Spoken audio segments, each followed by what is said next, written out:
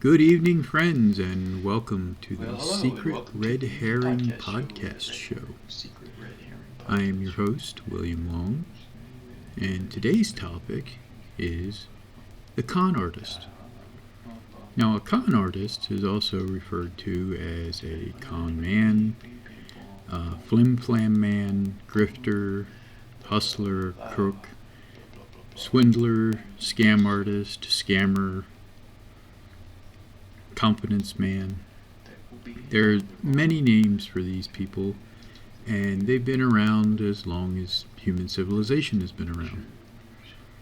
In today's world, we all recognize them as the phone scammers or the email scammers or people who cheat charities in times of disaster.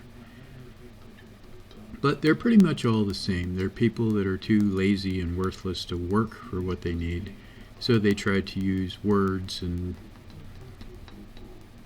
other forms of manipulation to scam money and finances out of people, because they can't go out and get it themselves, so they'll take from others.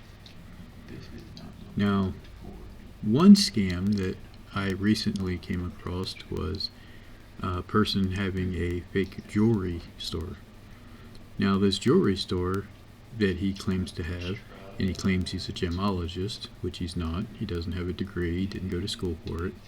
He orders fake Chinese jewelry, the kind you would see in a 50 to 75 cent bubblegum machine, and he marks the price up 1,000 times. He orders these from China and places like that where you can get them, 1,000 for $10 or something along those lines. And he claims that they're one-of-a-kind pieces and handmade and handcrafted and so forth and so on. And he'll use these fancy descriptions and digitally enhanced pictures to make these things look like they're the greatest treasure you'd ever seen when they're not. And that's just one example of millions and millions of scams that are out there. I mean, every type of scam that you come across, and we do, everyone does, and you don't even know it, from businesses and stores to just individuals online or on the telephone. Scammers are out there. The con artist is alive and well in the United States of America. So be careful, be wary. There's no way to actually avoid the scam artist. But, well, if you do happen to come across them, the best thing you can do is just turn away. There's not a lot you can do because it's basically a person who's just telling a lie. Liars will try to lie their way into your wallet as fast as they can. So that was the topic that I wanted to cover today, mainly because I've been scammed myself. I've known people who have been scammed. I recently had a run-in with a person who was pretty much an artist at scamming people. He claimed to be an indie movie director and had everyone convinced that, he was the greatest, most talented person they had ever come across. He could do artwork and direct and produce, and he wrote scripts, and, he was a talented actor. Well, after a few years of association with this person, I realized that it was a lie. It, too, was a scam. This man got everyone else to buy his props. He took everyone else's ideas to write his scripts.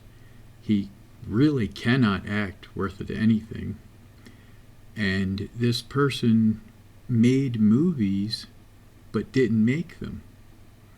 And I know that sounds counterintuitive and a little crazy, but it's true. He hired a cameraman who ended up directing most of the movie. He hired actors that provided their own costumes and makeup.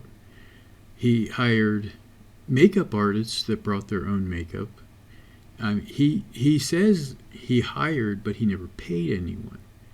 He told everyone big stories about we're going to go to Hollywood and this movie's going to be epic and it's going to get picked up and everybody's going to make money on the back end, he said.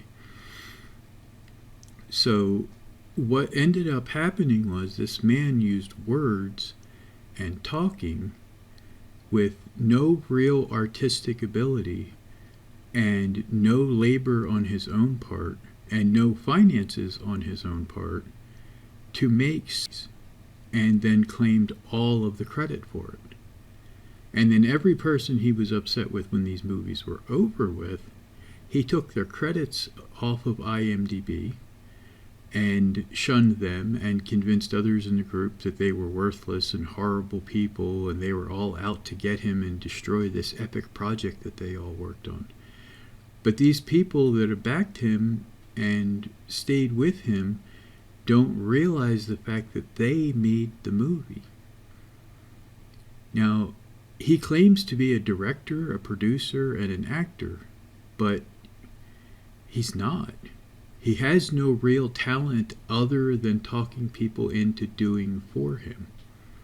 Now, when he does this, for lack of a better term, he will blow smoke up your ass until you give him what he wants. And then once you've given him what he wants, you're nothing to him because he claims credit for it, says that he did it. That he made these movies, he made these contacts, he directed it. It was all his artistic ability. Now, I'm not a great actor. I prefer to work behind the cameras. But the day he told me that I could be a great actor, but I needed him to bring it out of me, on that day I knew I was being scammed. I was being conned by this man. And then I realized that he was doing the same thing to every person in the group. He was conning them. He would tell them everything they wanted to hear as long as they were bringing the food, bringing the props, bringing the costumes, bringing the makeup, fixing the script, setting up the lights, cleaning up the mess. As long as all of these people were operating under his direction, then they were wonderful and they were going to be great actors and they were going to be stars and really loved them. They were all family. And he used that term quite often. We're a family here at my production company. Which to him, family means as long as you're giving me something, you're in. When you stop giving, you're out. And that's exactly what happened to me and several of my associates. Once we stopped giving and we asked for him to make good on all of the promises that he made, he instantly turned on us. And that's, once again, another example of how people scam. It's not always just a telephone call about your car warranty. I mean, there are people in everyday life that will scam you.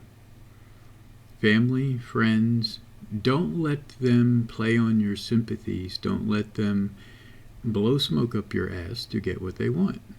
Because you lose in the end, and they win. That's what a scammer does. So that's my topic for today. I thank you for listening, and next time on the Secret Red Herring podcast show, we are going to look at indie films. All right, thank you very much. Good night.